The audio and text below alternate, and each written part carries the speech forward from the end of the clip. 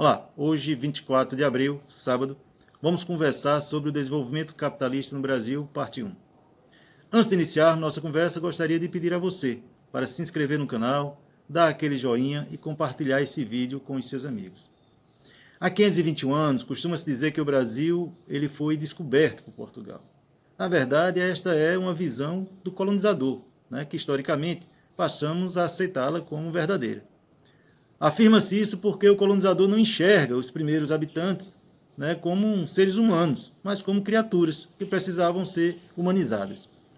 Não é à toa que as missões da Igreja Católica tinham como objetivo catequizar os habitantes selvagens das colônias europeias.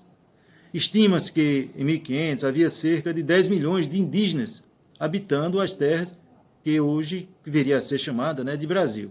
Atualmente, segundo o IBGE, a população indígena ela não chega a 900 mil, distribuída em 700 localidades. O período de colonização no Brasil por Portugal ele durou mais de 300 anos e foi caracterizado pela exploração das riquezas enviadas à Europa para serem comercializadas, através de quê? Através da concentração de terras, nas mãos de poucos nobres portugueses, através do cultivo de monoculturas, da cana-de-açúcar inicialmente, depois o cacau, o café, o algodão aqui no Ceará, da extração de minérios como ouro, prata, diamante, que ocorreram principalmente em Minas Gerais, e a utilização de mão de obra escrava. Então, a comercialização dessas riquezas, das colônias, ela possibilitou a acumulação de capital suficiente para que as potências europeias elas pudessem desenvolver o sistema capitalista que hoje conhecemos. Isso ocorreu também no Brasil. Foi a acumulação de capital dos produtores de café de São Paulo que possibilitou os primeiros investimentos no parque industrial brasileiro. Mas tanto o capitalismo europeu quanto o brasileiro, eles possuem uma característica comum: a exploração da mão de obra escrava, inicialmente a indígena e posteriormente a africana. A resistência destes povos e a truculência do colonizador europeu levou a quase extermínio dos povos originários e a morte de milhões de africanos que, em grande parte, não conseguiam nem chegar ao Brasil e eram jogados em alto mar após adquirir alguma doença. Segundo Caio Prado Júnior, o Brasil chegou a ter mais de 7 milhões de africanos escravizados. E, segundo Pedro Calmon, este número pode chegar a 13 milhões. Mas o censo de 1871, ou seja, 17 anos antes da abolição da escravidão, computava uma população de quase 1,5 milhão de negros no Brasil. Quando foi decretada a abolição, em 1888, a população negra ela era ainda menor. Mas, ao contrário do que nos foi ensinado nas escolas por muitos anos, a abolição da escravidão no Brasil ela não se deu por motivos humanitários, mas sim políticos e econômicos.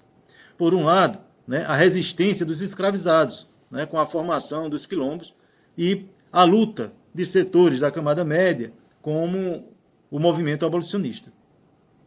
Do outro, os interesses econômicos, principalmente da burguesia britânica, que necessitava abrir novos mercados para a produção dos bens de suas indústrias.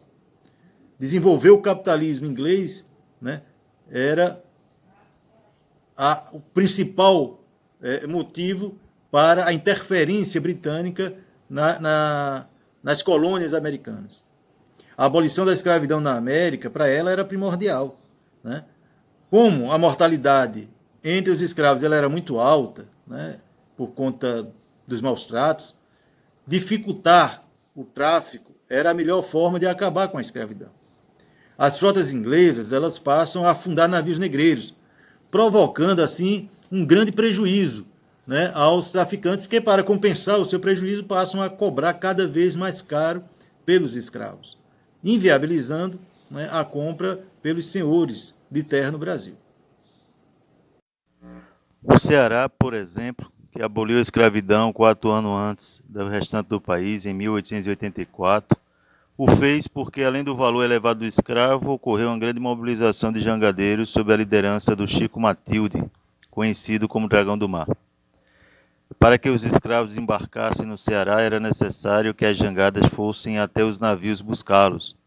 Os jangadeiros resolvem fazer uma greve e recusam-se a desembarcá-los. Os navios, como não conseguiam desembarcar os escravos, terminavam levando-os a outros estados do país. A dificuldade de comprar novos escravos, o preço elevado e a necessidade dos estados do sudeste do Brasil de escravos para a plantação do café fez com que os fazendeiros do Ceará vendessem seus escravos para fazendeiros de São Paulo e abolissem a escravidão no estado antes de ser abolida no restante do país. Foram quase 400 anos de exploração do trabalho escravo. Escravidão essa justificada pela Igreja Católica como necessária para que o negro, que havia sido renegado por Deus no início dos tempos, pudesse, com seu sofrimento, obter o direito ao reino dos céus. E pelos senhores de escravos como uma necessidade ao desenvolvimento da economia. Eles afirmavam que o fim da escravidão traria um grande problema para a economia do país. Alguns autores justificam o preconceito racial e a situação de pobreza da maioria das pessoas não brancas, em nosso país a este período da história. Será? Na verdade, a abolição dos escravos ela poderia ter sido determinante para a construção de um país mais justo se tivéssemos acrescido a isto políticas de apoio aos mais de 1 milhão de trabalhadores que agora, legalmente livres, não possuíam cidadania, já que lhe faltava de tudo. Faltava casa para morar, comida para alimentar-se, trabalho, educação, saúde, enfim, tudo que um homem branco poderia ter com mais facilidade. Junte-se a essas políticas de moradia, de trabalho, de saúde, de educação, de renda, caso tivesse havido no Brasil uma política de distribuição de terras para os novos libertos, uma pequena reforma agrária, teria sido determinante para a diminuição das desigualdades existentes no país. Mas isto ele feriria os interesses dos grandes proprietários de terras, já que eles passaram a contratar ex-escravos e, posteriormente, imigrantes europeus, para trabalhar nas lavouras de café em São Paulo, por exemplo. Embora a mão de obra ela tivesse deixado de ser escrava, ela passava a ser assalariada, os trabalhadores eles eram obrigados a pagar pelo aluguel da casa na fazenda, pelos alimentos que eles eram obrigados a comprar do próprio fazendeiro. Ao final do mês, o trabalhador sempre continuava devendo e não podia deixar de trabalhar até pagar toda a sua dívida, coisa que nunca acontecia. Para os fazendeiros, isso era um paraíso. Ele continuava na prática com uma mão de obra escrava, mas sem ter que pagar caro pela mesma. O surgimento do capitalismo no Brasil, ele valoriza menos o trabalhador assalariado do que o trabalhador escravizado. Interessante, né? Historicamente, desde o início da colonização do Brasil por Portugal, a economia brasileira ela se baseou ou na extração de pau-brasil, de ouro, prata, diamante, látex para a fabricação de borracha, ou na produção de monocultura, cana-de-açúcar inicialmente, e depois veio o algodão aqui no Ceará, o cacau na Bahia, o café em São Paulo. Não vamos neste vídeo falar sobre o surgimento da indústria no Brasil. Isto faremos num próximo vídeo. Quero aproveitar esse vídeo para percebermos como continuamos a manter a receita de 500 anos atrás. A elite brasileira e seus meios de comunicação gostam de elogiar o agronegócio, exaltando que eles são responsáveis por grande parte do PIB brasileiro. Vejamos o que eles têm em comum. Os dois, além de produzirem uma única cultura, o que é prejudicial à terra, utilizam-se de grandes propriedades, mão de obra barata ou escrava e produzem para exportação. A propriedade das terras é, quase sempre, questionável, já que historicamente foram adquiridas por meio de violência. Ainda hoje presenciamos invasões em terras indígenas, quilombolas e o desmatamento das florestas para a plantação de soja ou criação de gado. Politicamente são conservadores, possuem poder político local e nacional, estão organizados em partidos conservadores como os democratas, o Partido Popular, o Partido Republicano, o Partido Liberal e o Partido Social Liberal, entre outros. Possuem responsabilidade na concentração de renda, na fome e na miséria do nosso país. Já falamos sobre isso no vídeo anterior. São contrários ao desenvolvimento de uma economia independente e autônoma. Buscam atender os interesses das grandes potências coloniais e ou imperialistas. No período colonial, atendia aos interesses de Portugal, atualmente aos interesses americanos e europeus, tanto na divisão internacional, que coloca o Brasil como fornecedor de commodities aos países industrializados, ou aos interesses das empresas produtoras de agrotóxicos e sementes transgênicas. O país não se beneficia da riqueza produzida por eles.